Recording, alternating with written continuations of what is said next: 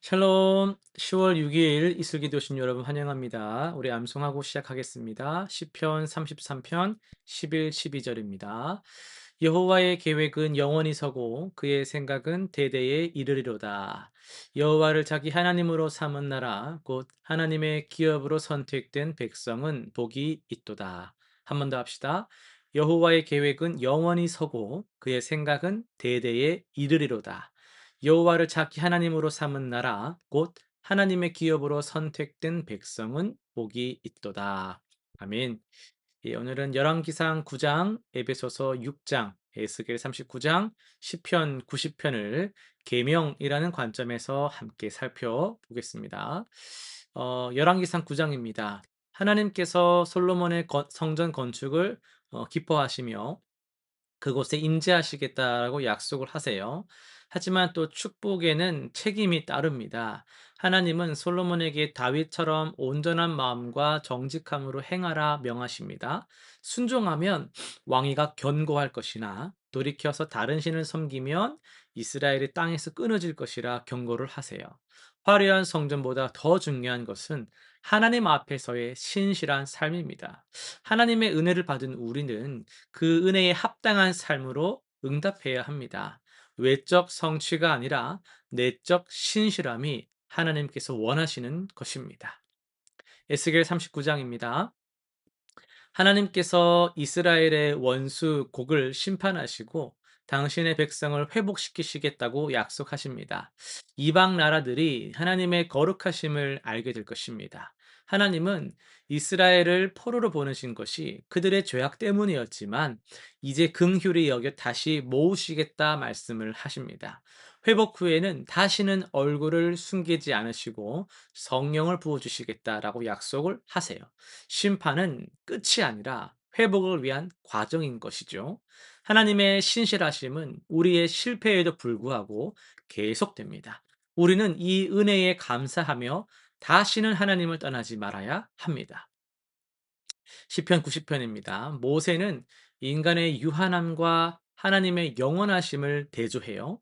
우리의 연수가 70이요 강건함은 80이지만 그 자랑도 수고와 슬픔뿐입니다.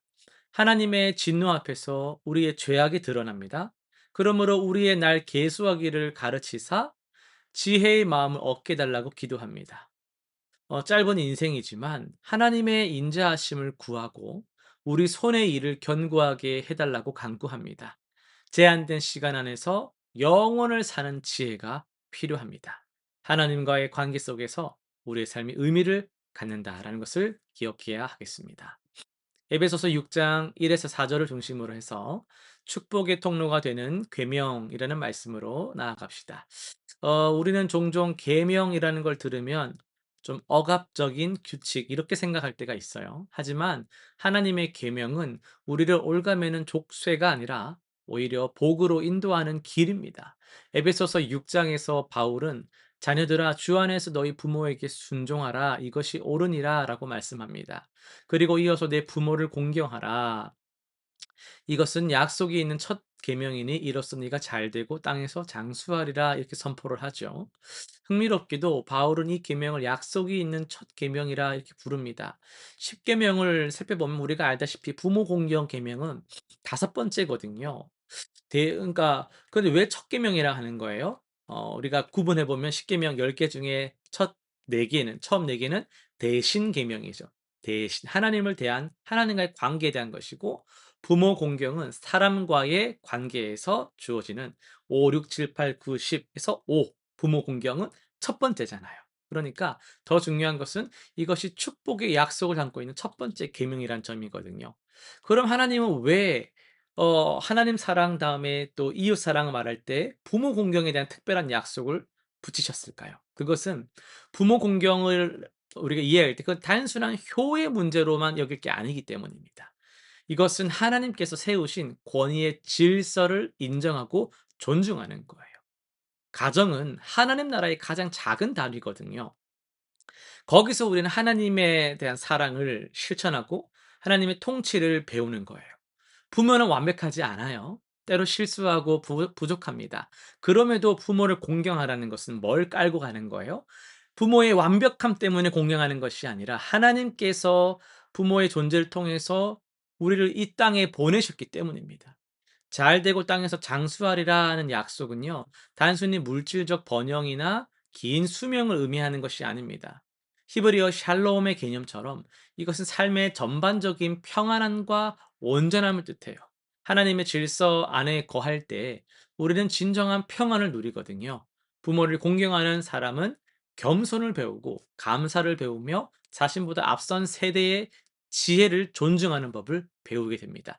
이러한 태도는 모든 관계로 확장되어서 그 사람의 삶을 풍성하게 만들어가는 거예요. 그런데 바울은 여기서 멈추질 않고요. 4절에서 아비들아 너희 자녀를 노엽게 하지 말고 오직 주의 교훈과 훈계로 양육하라 하고 말합니다. 계명은 일방적이지 않아요. 자녀에게 순종을 요구하면서 부모에게는 책임을 묻습니다. 노엽게 하지 말라는 것은 권위를 남용하지 말라는 뜻입니다. 주의 교훈으로 양육하라는 것은 하나님의 사랑과 진리 안에서 자녀를 키우라는 명령이거든요. 이것이 하나님 나라의 질서라는 겁니다. 권위는 뭘 위해 존재하냐면 섬김을 위해 존재하는 거예요. 순종은 사랑 안에서 이루어지는 거거든요. 부모는 하나님을 대신하여서 자녀를 돌보는 청지기이며 자녀는 하나님의 질서를 부모를 통해서 배우는 제자인 겁니다. 이 관계가 유지되고 건강할 때 가정은 하나님 나라의 축소판이 되는 거예요. 그런데 오늘날 많은 가정이 이런 점에서 볼 때 무너지고 있죠. 부모는 권위를 잃었다고 한탄하고 자녀는 이해받지 못한다고 불평합니다. 하지만 문제는요, 권위나 자유의 부족이 아니라 공통된 문제는 하나님의 질서에서부터 벗어났다라는 겁니다. 부모 공경은 과거의 유물이 아니라 오늘도 유효한 하나님의 지혜입니다. 이 계명을 회복할 때 우리 가정은 다시 축복의 통로가 됩니다. 계명은 우리를 제한하는 것이 아니라 복으로 인도한다 했습니다. 부모 공경이라는 구체적인 계명 안에서 우리는 하나님의 질서를 배우고 겸손과 감사를 익히며 진정한 평안을 누리게 됩니다. 이것은 단지 자녀에게만 해당되는 것이 아닙니다. 부모된 우리도 자녀를 주의 교훈으로 양육하라는 명령을 받았습니다. 상호적인 책임 안에서 우리 가정, 여러분의 가정이 하나님 나라의 모습을 드러낼 수 있습니다. 오늘 이 계명을 새롭게 붙잡고 우리 가정을 축복의 통로로 세워가기를 바랍니다. 실천상 세 가지 정리하겠습니다. 첫 번째는요, 이번 주에 부모님께 감사의 마음을 구체적으로 표현해 보세요. 전화 한 통, 작은 선물, 또 명절이 있고 하니까 얼마나 좋은 기회입니까? 직접 찾아뵙는 것 좋죠. 부모님이 또 계시지 않다면은 여러분을 키워주신 분이나 멘토에게 감사를 표할 수 있다면 좋겠습니다. 둘째는요, 자녀가 있다면 이번 주 한 번은 자녀와 깊은 대화의 시간을 한번 가져보십시오. 훈계하는 것보다 앉아봐라 하고 그냥 잔소리하는 것보다 한번 들어주시고요. 명령하는 것보다 대화로 자녀를 이해하려고 노력하면요, 자녀도 부모님을 더욱더 이해하기 시작할 것입니다. 세 번째는요, 가정 예배나 식사 기도 시간에 하나님께서 세우신 가정의 질서와 축복을 위해서 함께 기도하는 시간을 꼭 가져보세요. 기도할 때 신앙이 형성됩니다. 그렇게 꼭 해보시기 바랍니다. 기도하고 마치겠습니다.